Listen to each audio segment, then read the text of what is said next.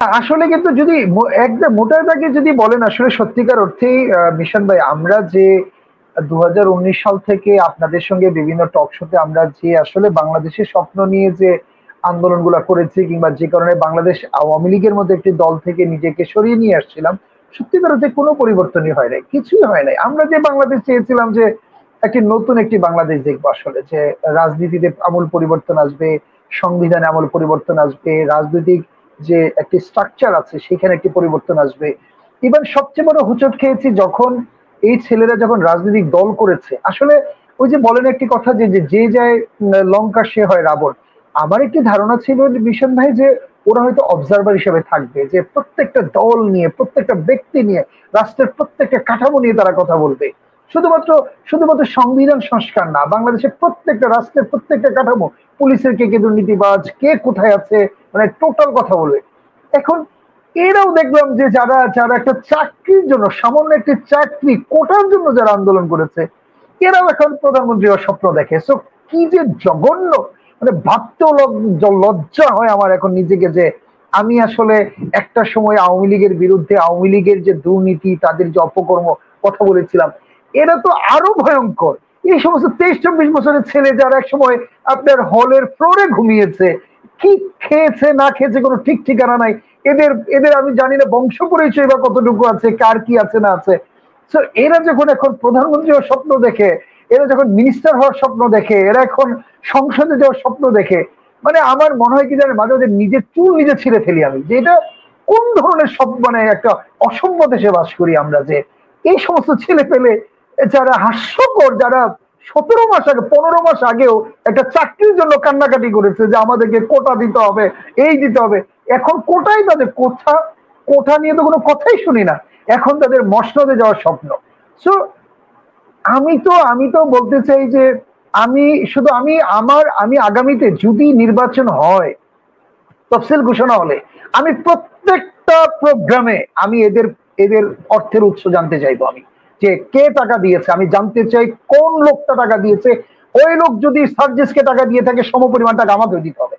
সার্জিসকে কেন টাকা দিবে, কিংবা হাসনাতকে কেন টাকা দিবে, নাহিদকে কেন টাকা দিবে, নাহিদের কি এমন আছে যে টাকা দিতে হবে? সো তার মানে কোন একটা ধান্দা আছে যে নাহিদকে যদি আজকে 5 কোটি টাকা দিই আমি, তাহলে আমি 50 কোটি টাকা কামাবো, 5,000 কোটি টাকা কামাবো। সো লিমন মিশন ভাই, কোনোভাবেই ছাড় দিব না। সারা জীবন অন্যায়ের প্রতিবাদ করে আসছি, প্রত্যেকটা ছেলের, এদের আমি তো আবারও বলছি যে প্রত্যেকটা ফাঁসির কাছে ঝুলতে হবে যদি এই অন্যায় থেকে বের হয়ে না আসে। কোনোভাবেই তাদের রাজনৈতিক দল করা উচিত হয় নাই, কোনোভাবেই।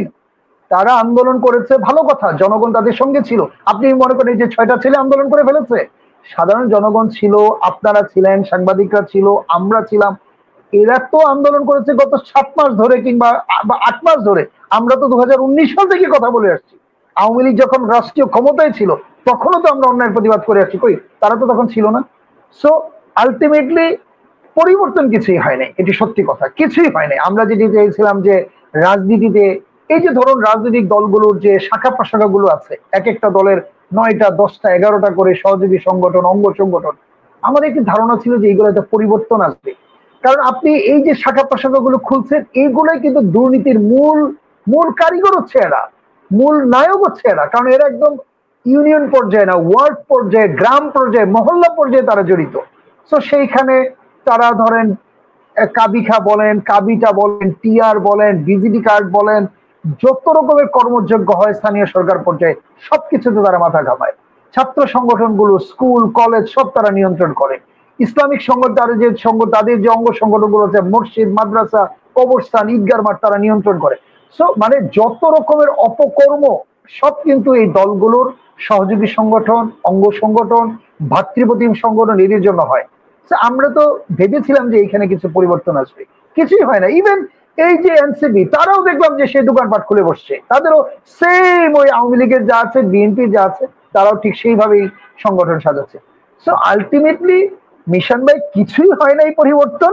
মাঝখান থেকে 1400 ছেলের প্রাণহানি হয়েছে, আপনার 15,000 মানুষের অঙ্গহানি হয়েছে।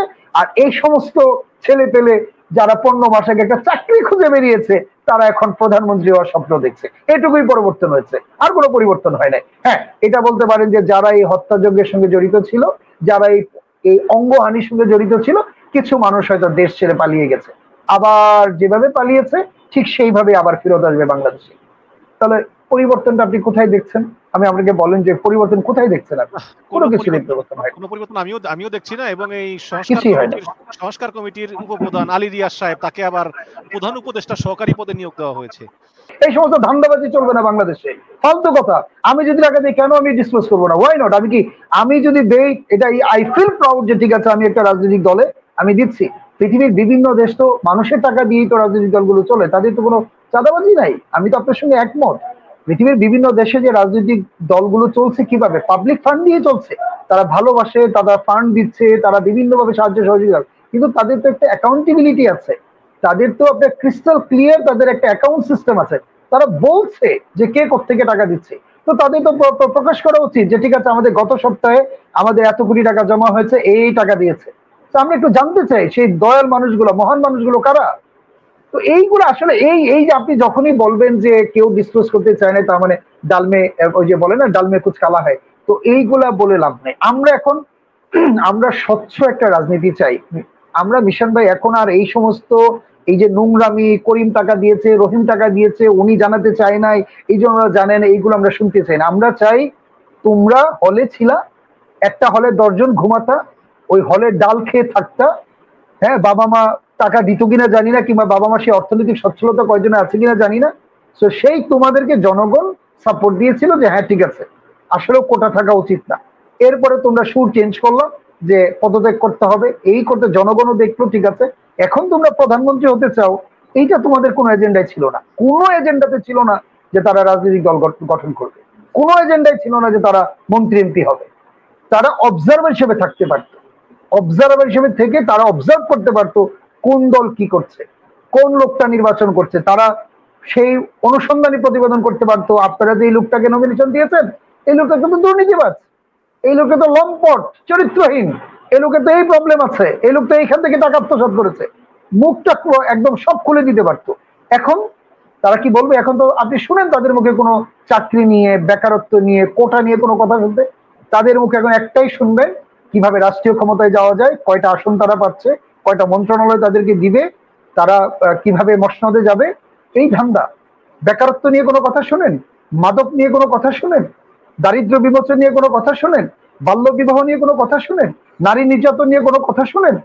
কোনো কিছুই তো নাই। সো ইভেন বৈষম্য নিয়ে কোনো কথা শুনেন? কোনো কিছুই নাই। তো তারা এখন শুধু মসনদে যাওয়া নিয়ে ব্যস্ত। তাহলে পার্থক্যটা কোথায়? তাহলে বিএনপি, আওয়ামী লীগ, এনসিপি, এই যে ধান্দাবাজি, তাহলে পার্থক্য কোথায়? আমি তো কোনো পার্থক্য খুঁজে পাচ্ছি না, কোনো পার্থক্যই তো খুঁজে পাচ্ছি না। সো আলটিমেটলি এটা একটা সময় গলার ফাঁস হয়ে দাঁড়াবে। আমি ঠিক জানি না যে প্রফেসর ইউনূস যেদিন চলে যাবেন, আমি ঠিক জানি না যে এনসিপির আসলে কি হবে, তাদের নিরাপত্তা কিংবা তাদেরকে কারা সেভ করবেন, আই ডোন্ট নো। কারণ আপনি আমাকে তাড়িয়েছেন চোর বলে, ডাকাত বলে, ধর্ষক বলে, খুনি বলে, আপনি সেই কাজই করছেন। তো আলটিমেটলি তো ক্র্যাশ হবেই এখন। সো আমি তো জানি না যে এদের নিরাপত্তাই বা কে দিবে। এখন আপনি কিংস পার্টি সরকার আপনাকে সাপোর্ট দিচ্ছে, আপনি সরকারের সঙ্গে উঠছেন বসছেন, আপনি সরকারের একদম মসনদে গিয়ে সব ভোগ করছেন। আপনি যখন সংসদে যাচ্ছেন, একদম সচিবরা পর্যন্ত আপনাকে দাঁড়িয়ে যাচ্ছে চেয়ার থেকে। কয়দিন এটা? কয়দিন তবে বলেন? আমার মনে হয় যে এদেরকে বিএনপি বা জামাত যারাই ক্ষমতা আসুক তারাই সাপোর্ট দিবে, কারণ এদের প্রতি বিএনপি জামাতের একটা সিম্পিথি আছে। তারা যাই করুক না কেন, অনেক সময় তাদের কথা মনে কষ্ট পায়, but at the end of the day এটা তো সত্য যে এরাই ছিল জুলাই আন্দোলনের সম্মুখ সারির যোদ্ধা এবং এদের অবদান আছে। এইসব কারণেই বিএনপি জামাত একটা সিম্পিথি আছে। তবে হ্যাঁ, আপনি একটা দিতে বলতে পারেন যে এই সিম্পিথিটা কয়দিন থাকবে, কারণ ভাই তাহলে না, তাহলে তো আপনি যদি বলেন তাহলে তো আমাদের মুক্তিযোদ্ধাদেরকেও তো তাহলে আপনার এরকম করা উচিত ছিল, তাহলে তাদেরকেও তো একটা দল করে তারাও তো রাষ্ট্র পরিচালনা করতে পারতো। মহান মুক্তিযুদ্ধে যারা যুদ্ধ করেছেন, আমার যে বোনেরা, মা বোনেরা যারা সম্ভ্রম হারিয়েছেন, যারা ইজ্জত হারিয়েছেন, যারা তাদের জীবনের শ্রেষ্ঠ সম্বল যারা হারিয়েছেন, কিংবা যারা মুক্তিযুদ্ধে যারা আহত হয়েছেন, যারা নিহত হয়েছেন, যারা মুক্তিযোদ্ধা ছিল, জীবিত মুক্তিযোদ্ধা, যুদ্ধাহত মুক্তিযোদ্ধা, কিংবা শহীদ মুক্তিযোদ্ধা, তো তারাও তো তাহলে তো আমরা দেশ স্বাধীন করেছি, আমরা একটা রাজনৈতিক দল করব, আমরা মসনদে যাবো, তো তারাও তো বলতে পারতেন। কই কোনো মুক্তিযুদ্ধ তো এই কথা বলে নাই। আপনি আন্দোলন করেছেন বলে যে আপনাকে দল করতে হবে, কোথায় লিখে আছে? কোথায় লিখে আছে? তাহলে আপনি বিপ্লব করে আপনি সব সরাই ফেলতেন, বলতেন যে ওকে কোনো বিএনপি নাই, কোনো কিছু নাই, কোনো আওয়ামী লীগ নাই, কোনো কিছু নাই, আমরা টেক ওভার করলাম বাংলাদেশ, কাজ হয়ে যেত। কিন্তু আপনি দল কেন করবেন? দল করে কই, আমি তো আপনাকে বললাম যে ৭১-এর মহান মুক্তিযুদ্ধের পরে আমাদের কোন মুক্তিযোদ্ধারা যারা জীবন দিয়েছেন তারা কি বলেছেন যে আমরাও দল করব, আমরা কি নতুন দল করবো বা আমরা রাষ্ট্র চালাবো কারণ আমরা দেশকে নেতৃত্ব দিয়েছি? কয়জন কমান্ডার এই কথা বলেছেন? তো মিশন ভাই এইটা কোনোভাবে মেনে নেওয়া যাবে না। তবে হ্যাঁ, অবশ্যই তাদের অবদান আছে, বাট আমি যেটি বলছিলাম যে তাদের অবজারভার হয়ে থাকাটা তাদের জন্য উচিত ছিল, জাতি তাদেরকে মনে রাখতো। আপনি যখন কাদা লাগিয়েছেন প্রেসার গ্রুপ, জি হ্যাঁ প্রেশার গ্রুপ, এক্স্যাক্টলি, আপনি তারা প্রেশার গ্রুপ বলেন, তখন জাতি তাদেরকে একটা আলাদা মূল্যায়ন করতো যে না ঠিক আছে তাদের আসলে একটা অবদান আছে। এখন আপনি যখন আপনি নিজে এতদিন বলছেন যে আমি রক্ষক, আমি আপনাদেরকে সমস্ত বৈষম্য থেকে রক্ষা করব, দুর্নীতি থেকে রক্ষা করব, মাদক থেকে রক্ষা করব, বেকারত্ব থেকে রক্ষা করব, কোটা উঠাই দিব, এখন আপনি ভক্ষক হয়ে গেছেন। আপনি কিভাবে কি করবেন? আপনি আমাকে বলেন এই 5টা ছেলে কিভাবে বেকারত্ব মোচন করবে, কিভাবে মাদক নিয়ন্ত্রণ করবে, কিভাবে বাল্য বিবাহ রোধ করবে, কিভাবে শিশু শ্রম বন্ধ করবে, কিভাবে দারিদ্র্য বিমোচন করবে, কিভাবে দুর্নীতি বন্ধ করবে, কিভাবে করবে আপনি আমাকে বলেন। প্রথমে তো প্রশ্ন আসবে যে তুমি টাকা কোথায় পেলা, কি জবাব দিবে তখন? দুই একজন ছাড়া, তাসনিম যারা টারা যারা হয়তো ডক্টর, তাদের হয়তো আলাদা একটা ফাইন্যান্সিয়াল কন্ডিশন আছে, 2 থেকে 4জন 5জন ছাড়া বাকিদের অবস্থা। সো এত ইজি না, আসলে এত ইজি না মিশন ভাই, এইগুলো একটা সময় আসলে বুমেরাং হয়ে দাঁড়াবে। আমি মনে করি এই জন্য এখনো সময় আছে, এত লাফালাফি করার কোনো প্রয়োজন নেই, কারণ মাঠে তো সবাই ছিল। আপনার সুবিধা কয়জন মুখ করছে? হাতে গোনা 7-8 জন, বাকিরা কোথায়? হোল বাংলাদেশে আন্দোলন হয়েছে, আমার বিশ্ববিদ্যালয়ে একটা ছেলে মারা গেছে, 10টা ছেলে আহত হয়েছে। আমার বিশ্ববিদ্যালয় তো, আমরা তো জুলাই আমার বিশ্ববিদ্যালয় থেকে অংশগ্রহণ করেছে। সো সুবিধাবদিত আমি ঘুরে ফিরে দেখি এই নাসিরুদ্দিন পাটোয়ারি, সার্জিস, হাসনাত আব্দুল্লাহ, নাহিদ, 7-8 জনের নাম আসে। এই 7-8 জনের বাকিরা কিছুই করে নেই। এই হোল বাংলাদেশে যে মানুষকে ঐক্যবদ্ধ করা, মিছিল করা, সাধারণ জনগণ নেমে আসা। তো এই জন্য আমি বলি কি, জুলাই যোদ্ধা আর এনসিপি আসলে এক না। বাংলাদেশের অগণিত মানুষ জুলাই যোদ্ধা ছিল, বাট এনসিপি এটা হচ্ছে জুলাই যোদ্ধাদের মধ্যে থেকে কিছু ধান্দাবাজ, ক্ষমতা লোভী, যারা রাষ্ট্রীয় ক্ষমতায় যাওয়ার স্বপ্ন দেখেছে, কিংবা কারো না কারো কথায় প্ররোচিত হয়ে যারা এই ক্ষমতার ভাগ বসানোর জন্যই শুধুমাত্র দলটি করেছে। অতএব জুলাই যোদ্ধা আর এনসিপি কখনোই এক নয়, ইম্পসিবল, এটা আমি কখনোই মানবো না। কারণ জুলাই যোদ্ধা ছিল লক্ষ না কোটি কোটি জুলাই যোদ্ধা ছিল যারা রাজপথে ছিল। আপনি দেখেন তো, আপনি ভিডিও ফুটেজ গুলো দেখেন তো, কত মানুষ রাজপথে ছিল। কই তাদের জন্য আপনি কি করেছেন? কয়টা ছেলে চাকরি হয়েছে এখানে? কয়টা ছেলে বেকারত্ব মুক্ত হয়েছে? দুর্নীতি কোথায় বন্ধ হয়েছে? আপনি বলেন আমাকে। তো ফায়দা নিচ্ছেন আপনি হাতে গোনা 7-8 জন। এই ঘুরে ফিরে তো 7-8 জন আমি তো আপনি বলবেন, এই নাসিরুদ্দিন পাটোয়ারির কথা বলবেন, আপনি ঘুরে ফিরে সার্জিদের কথা বলবেন, নাইদের কথা বলবেন, এই আব্দুল্লাহর কথা বলবেন, আর কি 2-একটা এই নামই তো বলবেন। আলটিমেটলি এইগুলো করে আসলে আমার মনে হয় না যে খুব একটা বেশি কিছু হবে আসলে। হ্যাঁ, আর আমি বলতে চাই, তার আমি শেষ করতে চাই একটা কথাই বলে, যদি সত্যি যদি কনফিডেন্ট থাকে যে জাতি আমাদেরকে ভোট দেবে, তাহলে এদের উচিত এককভাবে নির্বাচন করা।